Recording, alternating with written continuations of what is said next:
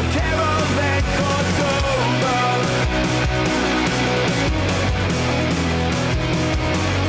morning.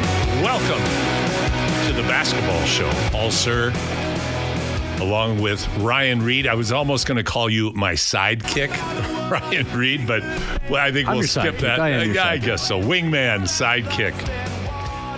Here on this beautiful, windy Saturday morning here in the capital city. Heartbreaking loss last night in double overtime for our Edmonton Oilers in a hotly contested, insane, atmosphere-driven game with the Florida Panthers. I mean, Ryan, you were there. What was the whole experience like last night?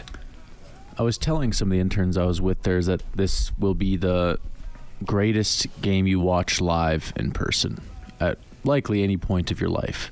A Stanley Cup final game, it's double overtime. There's not much better than that. So as I'm there, I'm trying to take it all in, and even pregame, like the "Oh Canada" is the loudest I've ever heard it there, and the goalie chants yelling at Sergei Bobrovsky was also the loudest I've ever heard it. So in general, the whole time I'm just trying to soak it all in. It's going to be probably the greatest sporting experience I'll have in my life, that game, and I still look back on it now as that's what it was. The only thing that would have been greater, it would have been, of course, if the Oilers had been able to win and go up 2-0 going back to Florida. But yeah, what a game, what an atmosphere. And speaking of atmospheres, the atmosphere the other night in Oklahoma City was similar in terms of excitement, but the outcome for the home team was quite something else, and we're going to delve into that in just a little bit. Our text line, 833-401-1440. Again, 833-401-1440. If you have any questions, any comments about the NBA Finals or anything related to the NBA, please feel free to fire them over to us. And Ryan, let's talk about the poll question. The most likely outcome in the finals, the NBA Finals this year is, will it be OKC in 5, OKC in 6, OKC in 7, or the Pacers? We put it in any fashion, as even with them winning game 1, they are still a heavy underdog in the series, and most even argue in that game themselves they were not exactly favored. The Pacers led for a total of 0.3 seconds that game, Paul. It's one of the great stats. I don't recall, and I'm sure it's happened many times with buzzer beaters, which aren't uncommon in sport, but they're uncommon, I think, in the way that it happened. We're gonna dive into that in just a little bit. We have a great show today. Ben Golliver, Washington Post, he and I spoke midweek, the day before the first game. So you'll get Ben's insights into the playoffs, the expectations, etc. A little bit dated because of the outcome of game 1, but as always with Ben, you get outstanding courtside analysis. And then yesterday, Pat Boylan, who has been with us many, many times, he's the play-by-play voice of the Indiana Pacers. Pat found a few minutes in the middle of an extremely busy schedule in Oklahoma City to talk with me yesterday and to go over the Game 1 results from the Indiana Pacers' perspectives. 2 great interviews, but we have a special guest with us this morning in our studio with Ryan and myself. I'd like to welcome back Reed Clarke. Reed is the CEO of Sport Edmonton, a newly announced candidate for Edmonton City Council, and a lifelong hoops player, fan, ran the Stingers, loves the game of basketball. And Reed, we're really happy to have you join us this morning. Hey, happy to be here. Thanks for the intro, Paul. That's amazing. Yeah, you're welcome. You're welcome. So, guys, let's go to our 3 from Deep. This is presented by the 2025 Hoop City 3x3 Festival, July 31st to August 3rd in the Ice Palace here in beautiful West Edmonton Mall. 4 FIBA 3x3 events, the largest FIBA 3x3 event in North America. Best teams in the world. Olympic medal-winning teams, including our great Canadian women's team, along with the gold medalists in both men and women. It's going to be an extravaganza of basketball. Wait till you see the setup we have. It's going to be so much fun. You can go to 3x3ba.ca for more information on the 2025 Hoop City 3x3 Festival. Guys, I'm going to start off with this. Last night, the 2 Oilers games, I mean, that's incredible stuff. That's ridiculous. Now, I can't skate.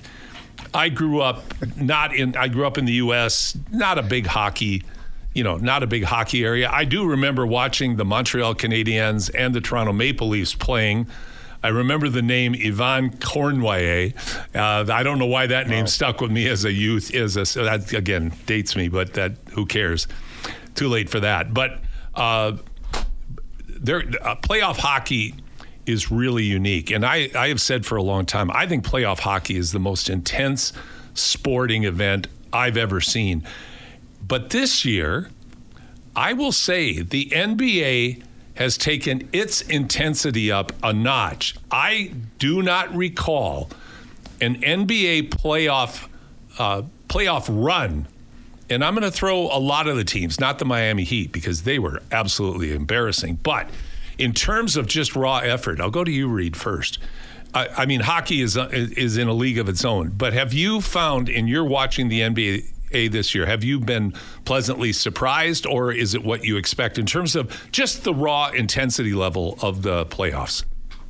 You know, I think more than pleasantly surprised. There's been so many games have come down to the end. Every game's been entertaining, probably way more than I would have thought or anticipated from other years. I mean, if we just look at that game one, I mean, we touched on it now, but to come back on that and to hit that kind of double pump 19-footer shot from Haliburton is crazy. And the thing I didn't even realize actually until maybe yesterday is they had a timeout too. Carlisle could have called timeout, right? But he trusts his team to go play it. So, they took the chance and made that. So, I mean, the entertainment value in the NBA, the NHL has been huge with the Oilers, and the market that we're in has been insane. But you can't discount what's been going on in the whole playoffs and then in the finals. I mean, game one did not disappoint. Did not disappoint at all. Didn't disappoint. It was. I think what's been interesting, Reed and Ryan, have been the number of 20-plus point comebacks, number one. Number two, the way the comebacks have happened, because some of the time, it's not like one team just went on this insane run and the other team stopped playing hard or stopped making shots. What Indiana did the other night, it was so interesting to watch, because you had this feeling that Indiana was getting back in the game, but still it was shocking. It was like, wait a second, they're only down 3, Ryan. They're just down 3. No, they're not. I mean, Nembhard, who I thought was fabulous in the fourth quarter, taking over the ball handling job, some clutch shots, a clutch 3, a tough and 1 going to the rim on Caruso, and then he shoots an air ball. Yeah. On a 3, fadeaway 3. He's one of us. He's human. But Siakam has the presence of mind to gather the rebound and finish and bring him within 1. Yeah. That was an incredible moment, I thought, and it's just something you don't expect. You're a young guy, Ryan. How have you enjoyed, I mean, you're at the Oiler games, for goodness sakes, when they're at home. How have you enjoyed the NBA playoffs? I think it's a. By the way, I love the Ryan and Reed combo here. I get to hear my name even more. So absolutely, there we go. Ryan Reed, Reed. Oh my gosh. Anyways, the shifting landscape of power in the NBA is interesting to me. One of the most defining features of the 2025 NBA playoffs is the fragmentation of dominance. Unlike the super team era, big words. This guy, this guy's got you went to college. Oh boy. Unlike the super teams of the late 2010s, it just feels different this year. Like Warriors and Cavs, it was every year they're meeting the finals, but now it feels like a chaotic power vacuum almost. Multiple teams from both conferences entered with a legitimate shot at the title, and perhaps for the first time in years, the NBA feels like it doesn't really belong to any singular team or duo. Maybe you could argue OKC just because of last year, but they didn't go far last year rather. That unpredictability just puts up the intensity, ratchets up the intensity, if I may. Contrast out the past playoffs, and it's just completely different. The wide openness of it makes it so entertaining, and it creates also a shift of power to the younger generation almost, right? We have had a couple years now where the younger guys are always coming through.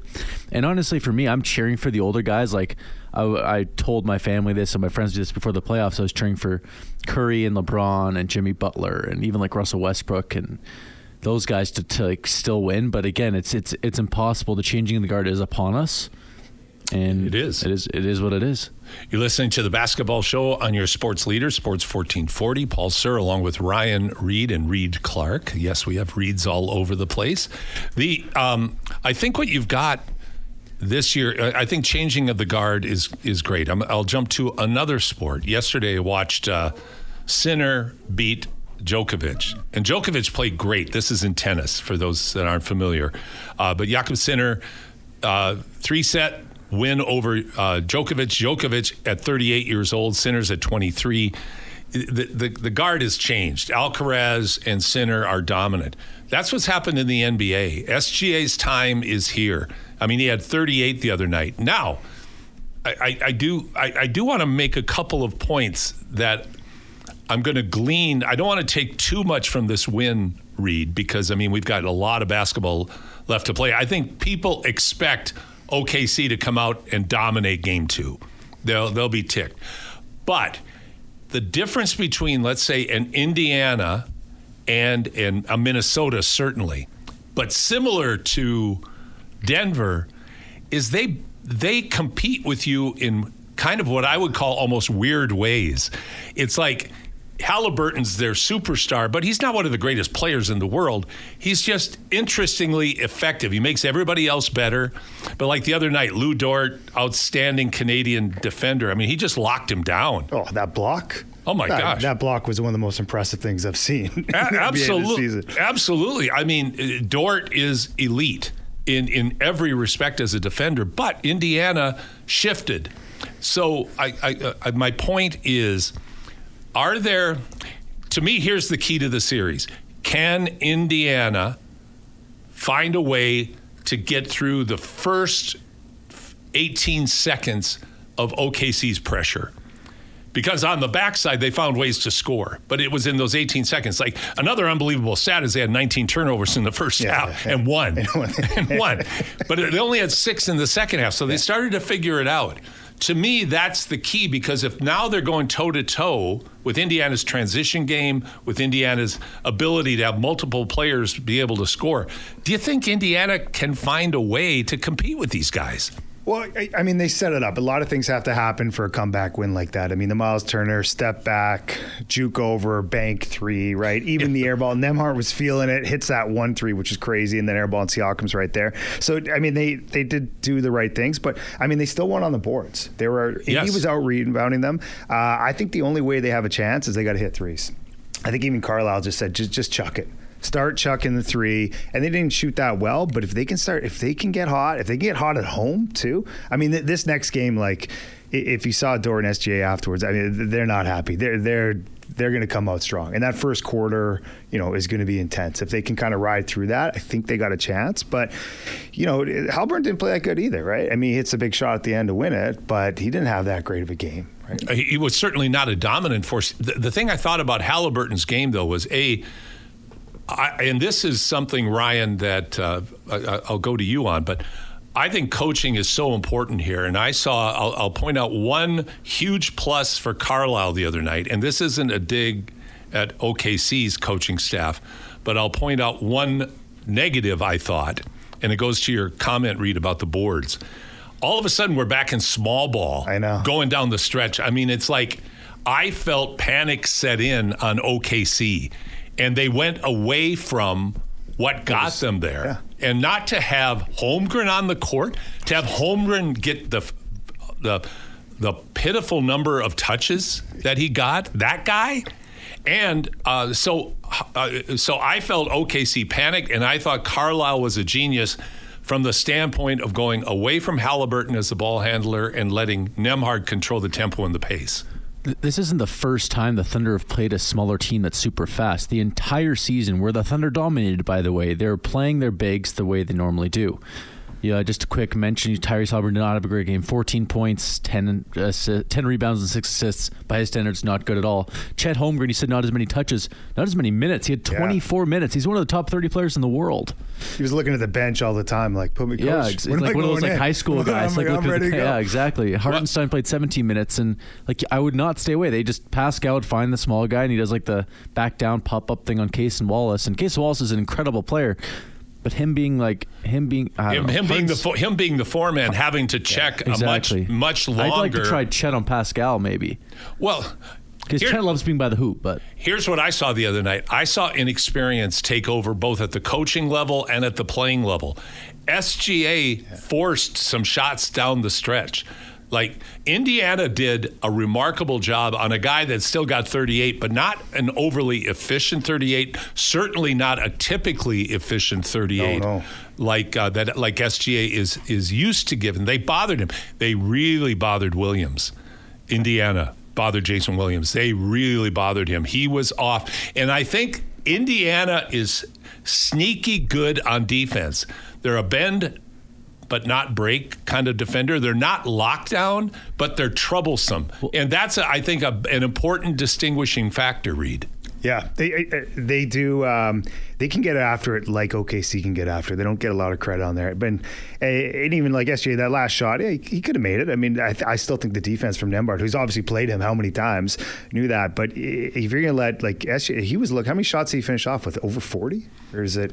No, he didn't. I don't think. I think it was close to 30. He was looking at a while. There's like he might take 40 plus shots in a game, and I think that's almost a strategy. Like I don't. That's not his game, right? That's not his game, and that hasn't been OKC's game. No. And they went to a different starting lineup by starting Wallace. Yeah. And taking it.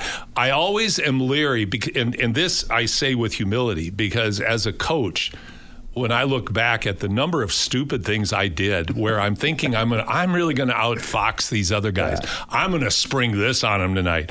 And instead you go out there and the guys don't quite know what to do and what they're expected to do, as opposed to sticking with what you do well. Yeah, Shea was 14 of 30. Yeah. So that's still quite a few shots. Jalen Williams, 6 of 19. What the Pacers did on defense is similar to what the Mavericks did last year to the Thunder to really just put them under. They said to Shea, like, do your one-on-one thing, do whatever you want. We're just going to take away everybody else. And you're going to have a 38 piece. You're going to have a 35, 40 piece every game. But you're not going to have any help. And when you tire, like on that last shot, when you miss shots, we're gone. We're taking that and we're out, and we're going to capitalize on your mistakes. That goes back a long way, by the way, that strategy. That goes back to Bill Russell guarding Wilt Chamberlain. He said he would tell his team, I cannot stop Wilt, but what you can do is stop his assists. So let's let Wilt get what he is going to get. I'll do my best to defend him. I'll rebound the heck out of the basketball, but just don't let him beat us with his passing, because Wilt was a great passer as well. So I think that strategy is really good. And the thing I found, Reed, about the kind of defense, again, going back to the bend but not break style, is they bother you, they make you uncomfortable on your shot. That's the key, is if you're in Oklahoma City is a master at that. Like when you're thinking about them closing out with their length, with their speed, with their rotations, everything. But I really found OKC, if they would have won, it wouldn't have been a surprise, but they wouldn't have won, I don't believe, on their terms. I believe they won trying to adjust too much to their opponent. And in the end, it bit them. Yeah, I mean, Indiana's a team that hang around. I think even one of the coaches said that if we get to a spot where we're still kind of close in this game with a few minutes left, we're more comfortable in that than OKC is in that spot. And that's all they wanted to do. And a couple lucky things got to happen. But, you know, with these games, like, you can pick them apart so many different ways. Like, they hit that 1-3 and then maybe the game's, you know, that call. Actually, it even goes in Indiana's favor where Siakam kind of trips, kind of gets pushed. But, you know, it could change so many. There's little elements you can break down on that. But I like OKC's defense in transition. I mean, it's almost in like hockey, that neutral zone, they're getting balls all the time, where Indiana is more, they're on the one-on-one, they've got their hands up, they're kind of adjusting everyone's shot in totally kind of weird ways. And they just got so many different, like, they just got ballers and they throw guys at you all the time with different kind of looks. And I think now they can see why they're such a tough team in the East. I mean, I think they were 20-1 to win the East. Right? If you would to put some money down on Indiana, you could be doing okay right now. You'd be doing all right. But, they're proving themselves, and they did what they had to do to sneak one out. So we'll see. We're going to take a quick break. We're going to come back with Reed and Ryan Reed. Keep talking more NBA here on the Basketball Show on this Saturday morning. Thanks so much for being with us this morning to listen to and talk hoops. We welcome your texts at 833-401-1440 by all means. So after this break, we'll be right back and talk more NBA.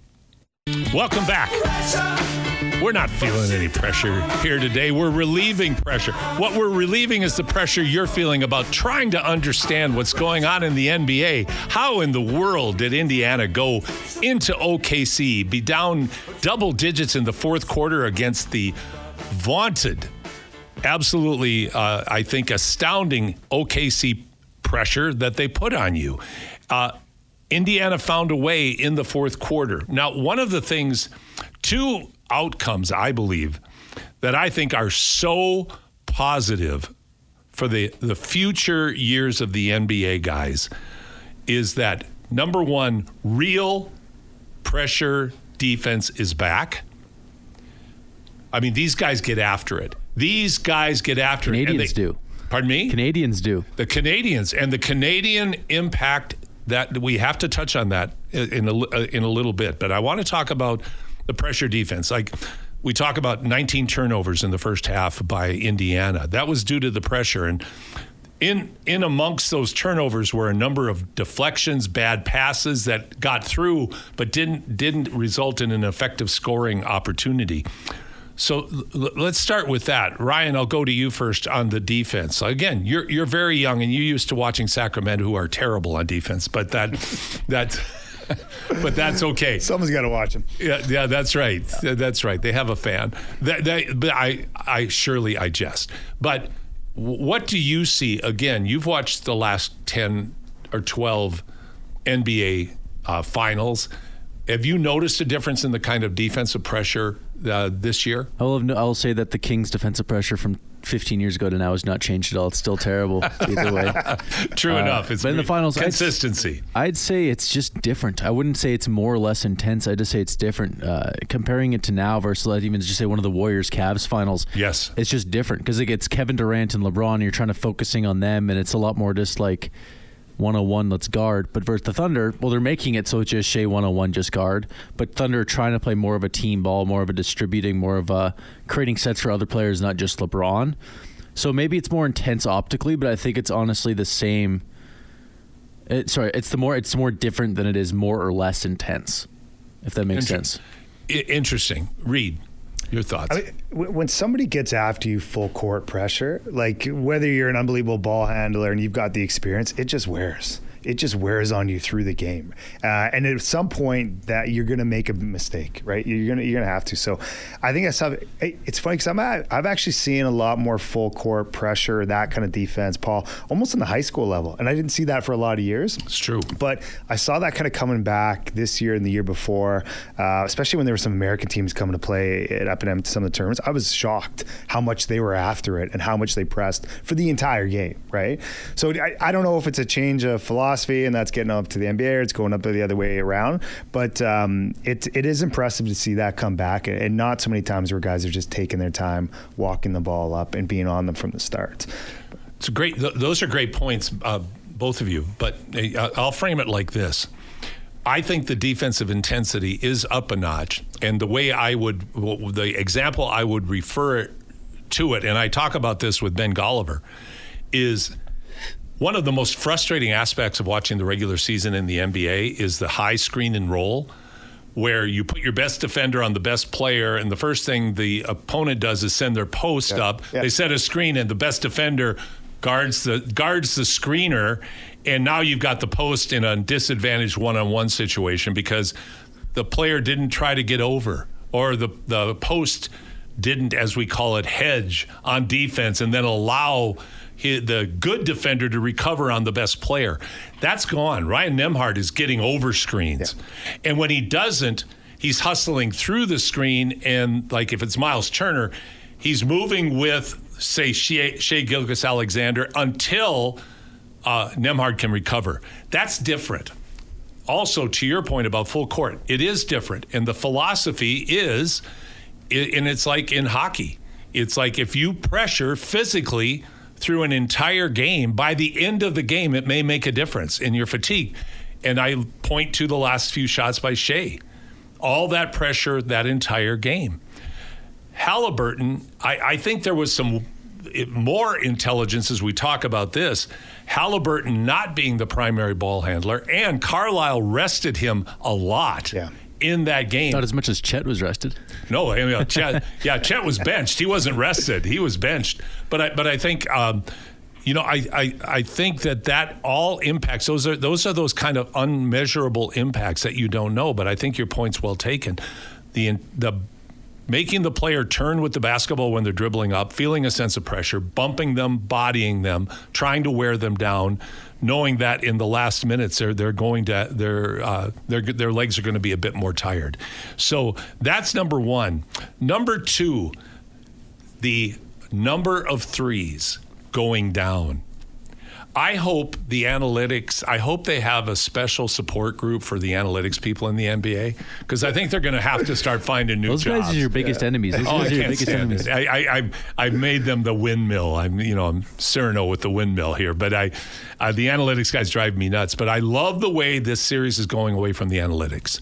We're not just shooting threes. You know what I mean? We're doing things differently. We're going back to mid-range games, the mid-range game being important. Yeah.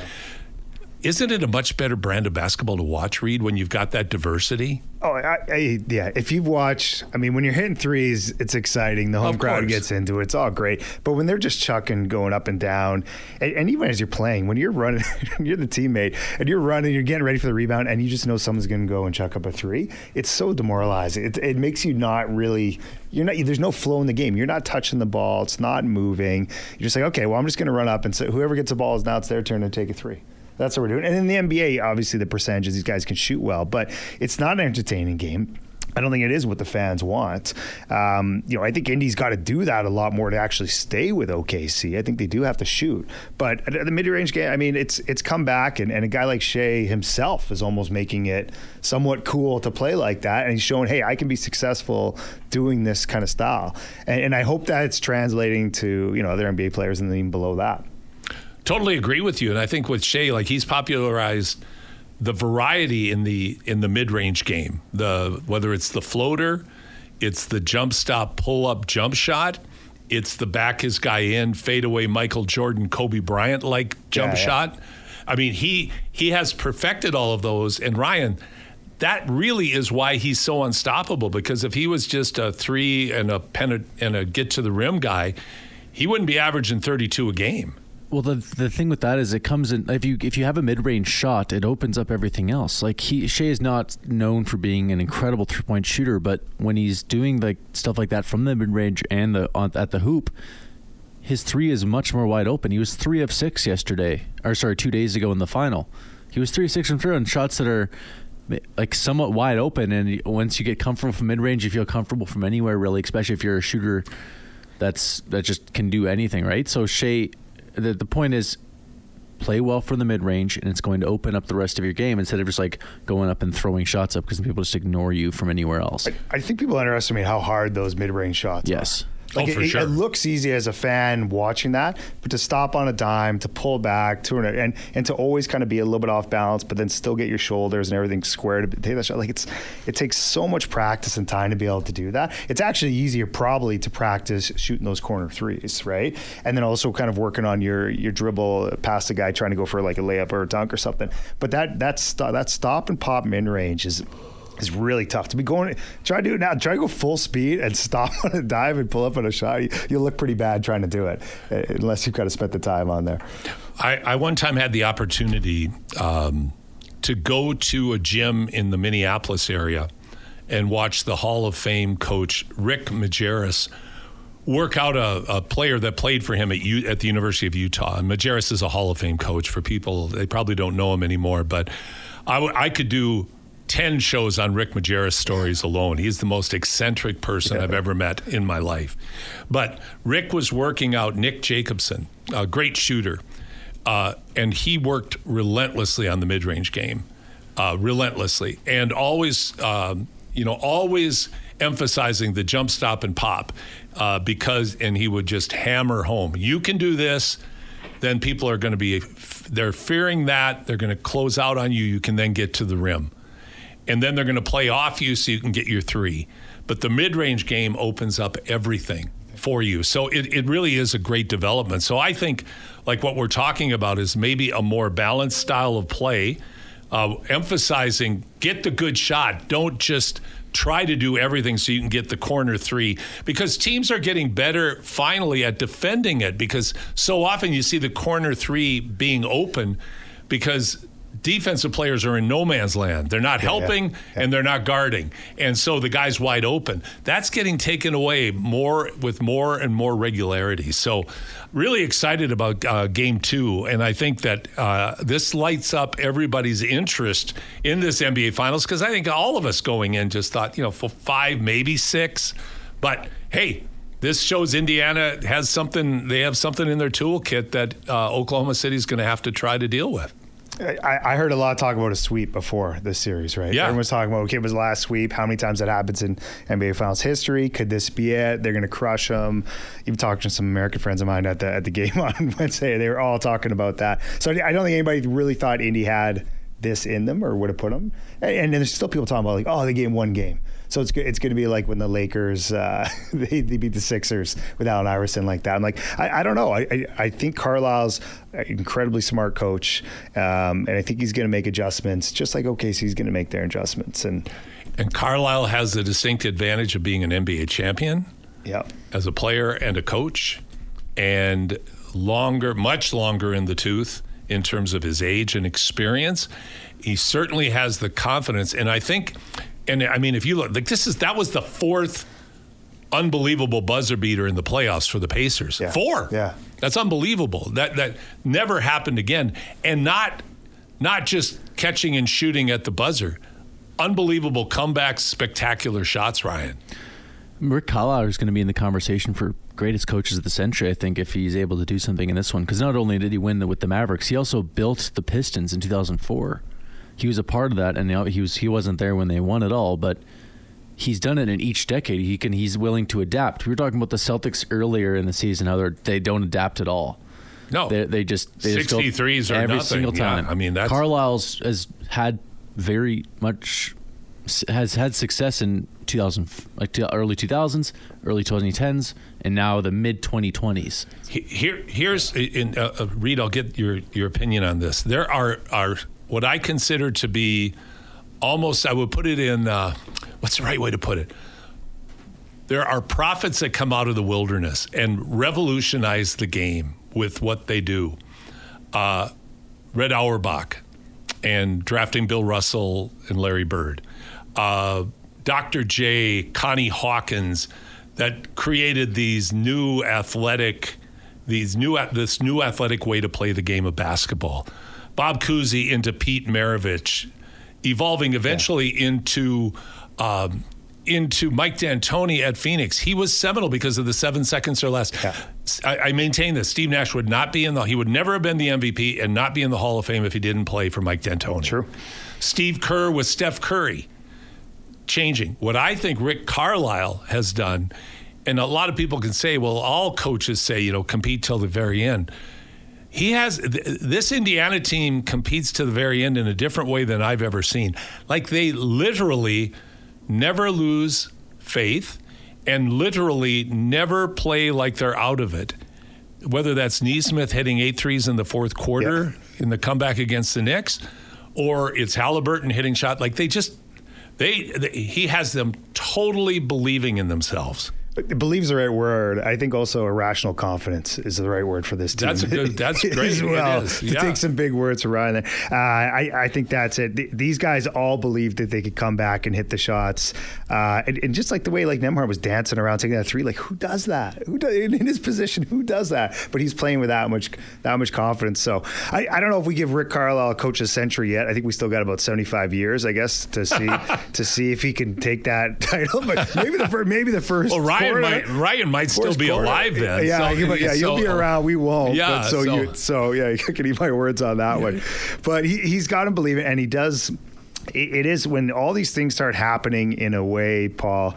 you can start telling that narrative and that story that like it's almost destiny for us, right? And I think if he's saying that to his players and they're starting to believe in that, and like these things are happening because we put in the work, because it's our time. This group has also been together, a lot of them, for a few seasons as well, and have had some runs.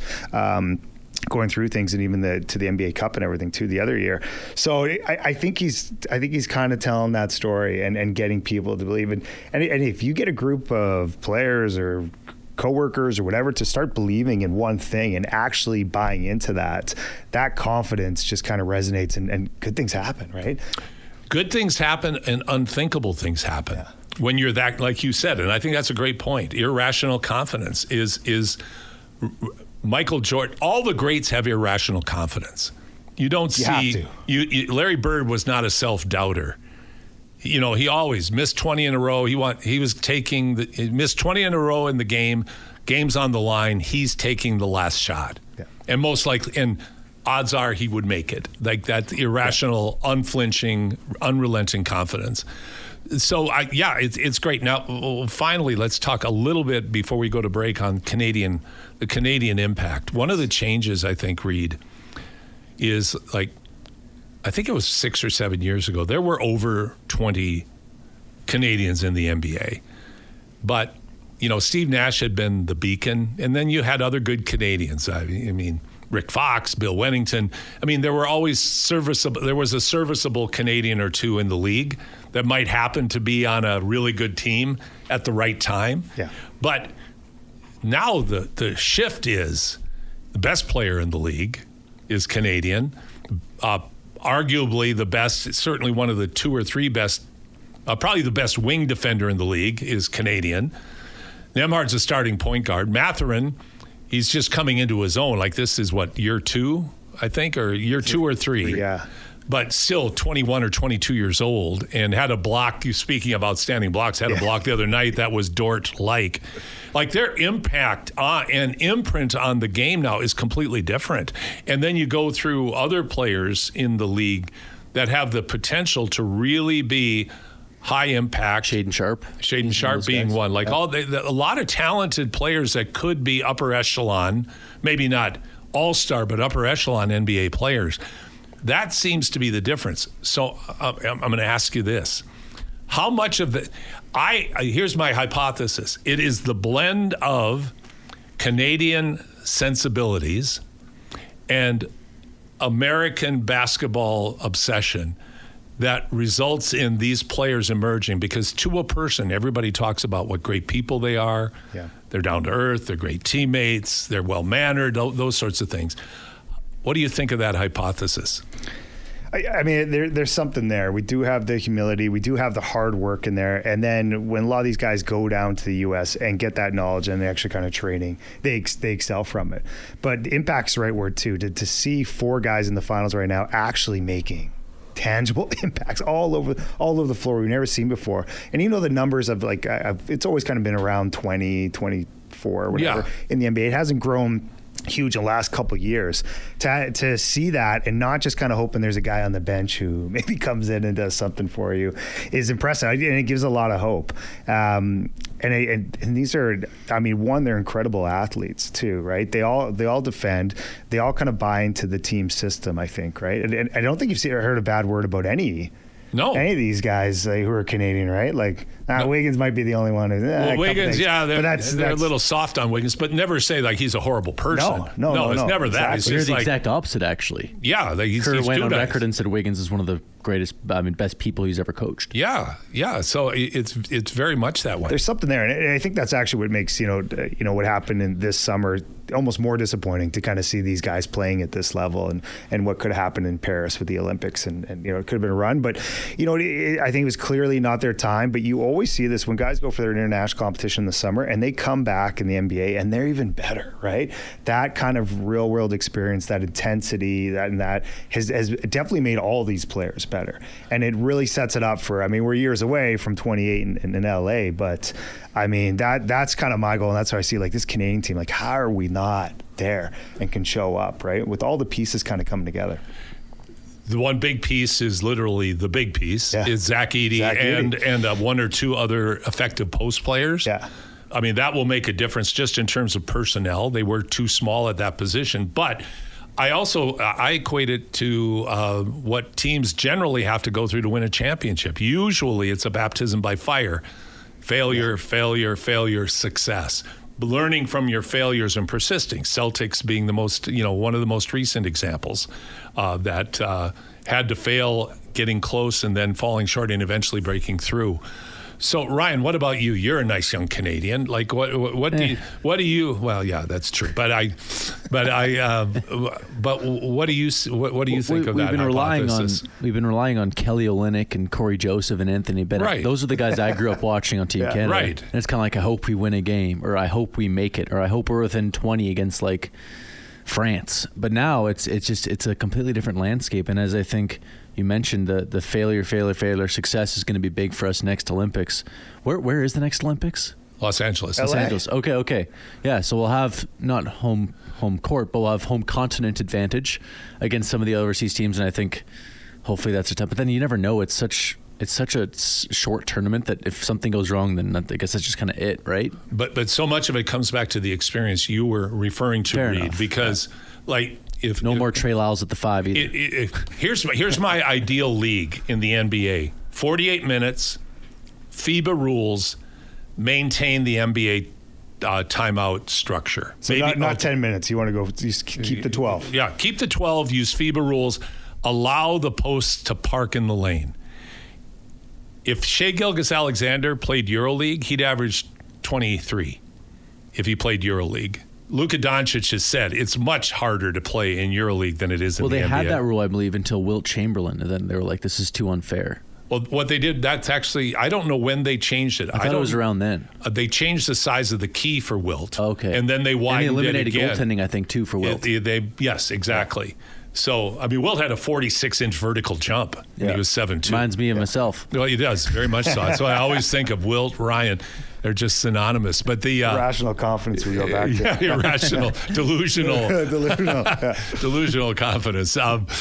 So I guess, Reed, to wrap it up, I think to me, I was actually in a way glad. And I'm happy. I'm very happy that Canada basketball made the adjustment at coaching that they did, because Jordi Fernandez is a great coach. Gordie Herbert is every bit as good and has his whole career, with the exception of a stint with the Raptors, has been over in Europe, in Germany primarily. Yeah. So he knows the FIBA game, very well respected. And so I think him bringing that experience, that true FIBA experience. And again, Fernandez has that too, but he's an NBA guy. Yeah. And he's pulled. Now, Gordie Herbert is going to be just the coach of the Canadian men's national team. I think that bodes really well for the next step to be able to be taken by Canada. Well, I mean, to balance both is really hard. And as this program grows and everyone's time commitment to stuff is hard. But it's really interesting. I mean, when we say the last 7 NBA MVPs have all been foreign-born, right? Right. And you talk about like the FIBA rules, and the only place where the FIBA rules are different are in the U.S. for NCAA and for NBA. And how do we kind of bring that closer together? How do you have all these guys who are the best players in the world in the NBA or everywhere, and then we kind of have two different sets of rules? It just seems like it doesn't really make that much sense anymore to come back to it, right? Like some way. But. I agree. No, I agree. To me, the worst rule in all of sport is the defensive 3-second rule. That to me is the worst rule in the world in sport. It absolutely demeans the NBA to me. That the big guy has to tiptoe in and tiptoe out. I mean, my God, that's ridiculous. It's a little so it's like mini boys, like little guys. Yeah. You can't double team you 9-year-olds, So you got NBA dudes. LeBron, you're worried about LeBron having to go up against big post guys. To me, and the other thing it would do is it would take away a lot of the threes as well, because you could play a true 2-3 zone where you're really funneling people, putting pressure on the outside and driving them to the middle, knowing you're a big guy. Like Rudy Gobert might be in GOAT conversations. Well, Gobert would thrive in that. Yeah, you'd go back to having a guy like Rudy Gobert being really, really valuable. Yeah. So interesting time. We got to take a break. Reed Clarke, thanks so much. Reed, as we mentioned at the beginning, you're running for city council. How can people find out about your candidacy? reedclarke.ca is the website, and I'm running for city council to make a change in the city. And obviously, I'm a big sports and basketball guy, and that's a big part of the platform. How do we get more events? Continue to promote youth sports and make this probably the best sports city in Canada, which I think we are and can be even better at.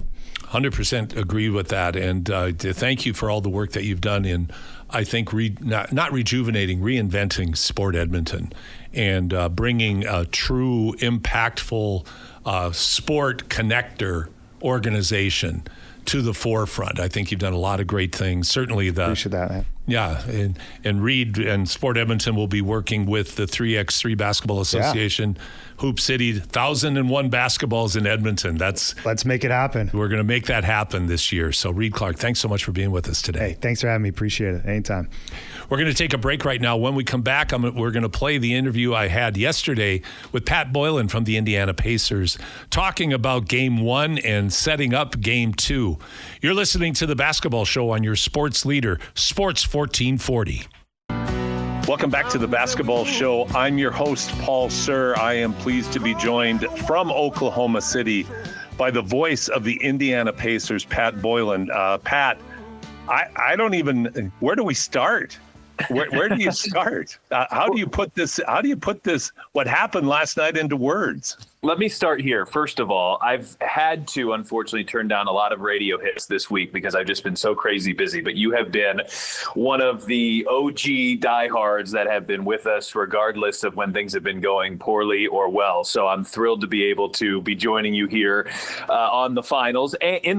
And before we get into Thursday night, I am long remiss a shout out to the Edmonton Oilers, who are also in the finals and are also, as of this conversation, and I apologize if this has changed because I know this is a recording, up 1-0. So hopefully the 1-0 starts are good for everybody. And, it's beginning hard. It's becoming hard to describe because I think when the Pacers had one or maybe two comebacks like this, if you look back to this craziness really started in Game 5 of Round 1 against Milwaukee when the Pacers were down 7 with under 40 seconds left, came back to win on a Haliburton layup when he got past Giannis Antetokounmpo. And when that happened, I remember thinking I could be fortunate to do this for another 40 years, health willing, PS&E willing, and I'm not sure I'll ever see a comeback that improbable. And here we are with 3 examples that fit into the same tier, in my opinion, that have come in about the last month. I mean, it's so hard to explain. It's so hard to describe because you see this sometimes once in a franchise's history, sometimes once in a decade. We've seen it 4 times here in a month and a half. And while statistically this was the least impressive in terms of time remaining and deficit, the Pacers were down 9 with 2:52 to go. You could make a case that it was the most impressive due to caliber of opponent. We're talking about a historically good Oklahoma City Thunder team here. And to be very clear, the finals is just a start. Game 1 is you need to do this 3 more times against a terrific team, and the Thunder were the favorite going in. And still should be, in my opinion, probably the favorite right now. But the Pacers just closed the gap a lot. They, expanded their margin for error some. And, what can you say about Tyrese Haliburton? Every time the clutch moment comes, he delivers. And for those who follow Indiana basketball, they know there's a guy named Reggie Miller who had a penchant for doing a lot of this. And Tyrese Haliburton at age 25 is putting himself in a Reggie Miller caliber already, which is, he's a legend in Indy. So it's pretty incredible just to be saying those words. But when you have 4 of these kind of shots in the playoffs to cap off comebacks, I think the only thing you can do is put him in that company. Well, before I respond to the basketball, I will respond quickly to your hockey shout out. Number 1, thank you. But number 2, the Edmonton Oilers, in many respects, have been similar to the Indiana Pacers in their series as well, because they have mounted impressive comebacks where they are down 3-1, which is like being down 20 in basketball. Right. And they have come back, including Game 1 of the Stanley Cup, where they're down 3-1 in the second period and find a way for a fantastic goal in overtime. So be that as it may, let's go back to the Pacers and your commentary. You framed it beautifully. One was historic. Three and four is unthinkable. What I find most fascinating about the Indiana Pacers, I look at them as a generational team, whether or not they win the NBA Finals. Pat, from this perspective, Tyrese Haliburton, the cojones, the ice water in his veins, all of those things that you can say about the guy hitting game-winning shots is so true, so deserved from a historical commentary. But it's the unbelievable spirit and perseverance created by Rick Carlisle and his staff, and how it permeates through the entire team for the entire 48 plus minutes. Because, I mean, it's one thing to not quit and not give up. It's another thing to do what the Pacers have done, to make key stops against the best, the MVP, but the key stops and finding ways to make in key shots by players other than someone named Haliburton. Yeah, no question. You don't pull off this type of stuff with just one guy's heroics. Now, Haliburton has been at the end of all of the heroics, the game-winning and the game-tying shots and all of that. But they got to that point. In fact, if you look at every one of the runs, Haliburton had a pretty heavy hand in that Milwaukee comeback. He drove and got an and one, as I'm thinking of it. But like in the Milwaukee comeback, Nesmith hit a huge deep 3-2, and Nembhard had a huge steal. And then in the Cleveland comeback, Nembhard had a huge steal. Nesmith had a huge dunk. In the New York comeback, Tyrese Haliburton simply finished what Aaron Nesmith started. I mean, that guy hit three after three after three after three after three. And so to your point, yes, Haliburton has been the guy that has hit the biggest shot, but the Pacers aren't in any of these moments without Nesmith, Nembhard, Turner, Siakam. Toppin isn't in the game late, but I mean, when the Pacers were really fledgling at times in game number one, Toppin hit a playoff career high 5 threes. He had a couple untimely turnovers early in the game, but I thought he settled it and was massive. And that's what this team is. And, we could probably continue to make some comparisons, even though I admittedly don't follow hockey as closely as I would like to, because it's difficult during the NBA season to follow anything else that runs parallel to it. But, hockey almost always, even when there are stars, you need your whole team to get there. The best players don't even play sometimes half of the game. And in this case, that's so true here. Haliburton is so important. And the other thing that Haliburton does is he makes everybody else better with his passing, with his ability to set everybody else up. The reason you should want to play in Indiana, big picture, if you are an opposing player, Indianapolis is not a market that typically free agents circle, but if you play with Tyrese Haliburton, you will be the best basketball version of yourself. And we see that through every other player that's on the roster. He is the most important player on this roster. But this team aspect, this team dynamic is really impressive. And unlike hockey, that's not always the case in basketball. Sometimes in basketball, the best player in the world can simply take over. And if he's got enough around him, that can be enough. Well, the Pacers don't have the best player in the world. Haliburton's really good, but he's not best player in the world category. So they need it from everybody. They've gotten it from everybody.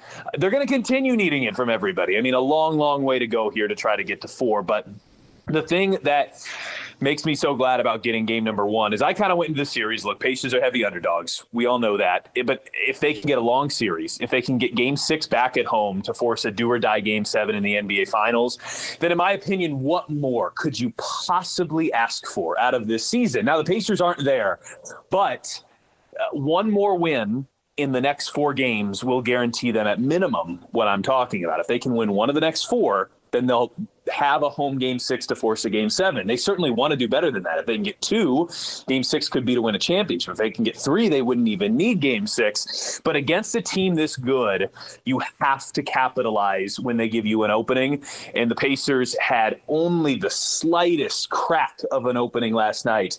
But they found their way through it and started off the series here terrifically. I'm talking to Pat Boylan, the voice of the Indiana Pacers here on the Basketball Show. I think that's a critical point to me, Pat. It was only a sliver. It was not a collapse. It wasn't like Oklahoma City stopped playing and competing. It was Indiana doing some interesting and special things at the exact right time. They made some really nice stops down the stretch, including the last very nicely defended stop against Gilgeous-Alexander, who finished, I believe, with 38. They really did a good job in the last minute against him. But there was a play right before that to bring the Pacers within one, where Nembhard, who had some fantastic takes and did a masterful job, especially in the last half of the fourth period, of controlling the offense, because Haliburton and the team intelligently realized, I mean, Lou Dort is a monster. And he's not the guy you want to be trying to set your offense up again if you don't have to. So when you have a playmaker like Nembhard, they went to him, and Andrew made some great plays. Then he shoots an air ball, 3 fadeaway, and Siakam, persistent champion caliber player coming from the Raptors 2019 NBA championship, makes that key play for the putback to bring them within one to set up the last shot. Wow. The Pacers are opportunistic in that sliver, in the slivers that they're given. I think that's what really distinguishes them from other teams that I've watched historically in the NBA. Well, and it has to, and, because this is not a historically good roster. This is a roster that has a lot of good players, that fits together perfectly, that really likes each other, but they've got to squeeze every ounce of that orange, to make the necessary orange juice to compete with the caliber of Oklahoma City, which is a historically good roster. Now, that doesn't mean there aren't weak points. That doesn't mean there aren't areas you can take advantage of. Notably, the Thunder are pretty inexperienced. Their head coach is 40. They have one player, Caruso, with finals experience, and I believe that was the 2020 finals, which I don't mean to demean any finals, but that was in a bubble. So it wasn't like it was the environment of a finals. And so if that's one of the areas the Pacers have a slight advantage in. And by the way, not to sidetrack, but it's, I think, becoming obvious for our listeners here as you're going through the names. Great series to be a Canadian basketball fan, because there are numerous key players on each team. And if you want to, lump in Siakam as kind of an honorary Canadian because of everything he did for the Raptors, you could as well. And not just Canadian players in the series, but key players. I mean, Shai Gilgeous-Alexander's the MVP, and Andrew Nembhard's massive to what the Pacers do, and Benedict Mathurin, and then Lou Dort's a great defender. But yeah, I mean, the Pacers' margin for error is much smaller than the Thunder's margin for error is. The Pacers they don't have the ability to, be off of their game for as long as stretches as the Thunder do. But if you let them hang around and if you don't put them away, and to me, one of the craziest stats I've ever seen involved the turnover margin in game number 1. The Pacers, one of the crazy aspects of it, 19 turnovers in the first half. The Pacers average 13 on the season. So they were 6 more at halftime than they averaged during the season. And they did much, much better in the second half, only 6 in the second half. But so that 25 number, it's frankly horrible. It's a number that's got to get much better. But at the same time, if you look at points off of turnover, that was only 11. And if you typically you look at a little more points off of the turnover than total turnover. So what I'm getting at here is if you said the Pacers had 25 turnovers, how many points off of the turnover would you naturally expect? I would say somewhere between 30 and 35. That number was 11. So horrible turnover numbers. And that typically for a talent disparity like this would sink you. But the Pacers, in their worst moments of turning it over, had some of their best moments of getting back and keeping that from ultimately costing them the game. And the Thunder let them hang around, and the Pacers made them pay for it late. And now, as you kind of look forward here, what the Thunder have done in their moments of weakness, which haven't been many in the playoffs, is they've responded resoundingly here. So game 2 should be Pretty fascinating. That building is just ear-splitting loud, and it's a great team. So, I mean, in terms of individual game challenges, I would have to say this is as challenging as anything. What the Pacers are coming into is anything that they faced in a long, long time. Probably back to something related to Shaq and Kobe in the 2000 finals against the Lakers. Well, I think you've summarized it beautifully. I think you've laid it out. All of us are in disbelief with the turnovers they had, that they were able to find a way to win. And I think what this does, though, similar to what happened in Cleveland, and they're very different teams, and you can't compare the series, but what you can compare is the level of compete of the Indiana Pacers, and the fact that even though they played against this historically good team with one of the most incredible swarming, omnipresent defenses that I've ever seen, that they were able to find a way. And I think that is, to me, that's the quote that I associate most closely with the Indiana Pacers. They find a way, makes them very unique. And Pat, you're in Oklahoma City. You're in the middle of the dream. I hope you have a wonderful time. I'm really excited for Game 2, and I'm very grateful for you taking a few minutes out of your extremely busy schedule to share this with us today, and look forward to catching up as time goes on. Yeah, appreciate you having me. Canada's hockey country, and the Oilers are in the finals up 1-0. Indiana's basketball country, the Pacers are in the finals up 1-0. Hopefully we can just keep riding these parallel wavelengths all the way to hoisting a couple of trophies. And you have found a bandwagon fan in me. Well, and I'm on yours, so we're switching bandwagons. So we'll take it.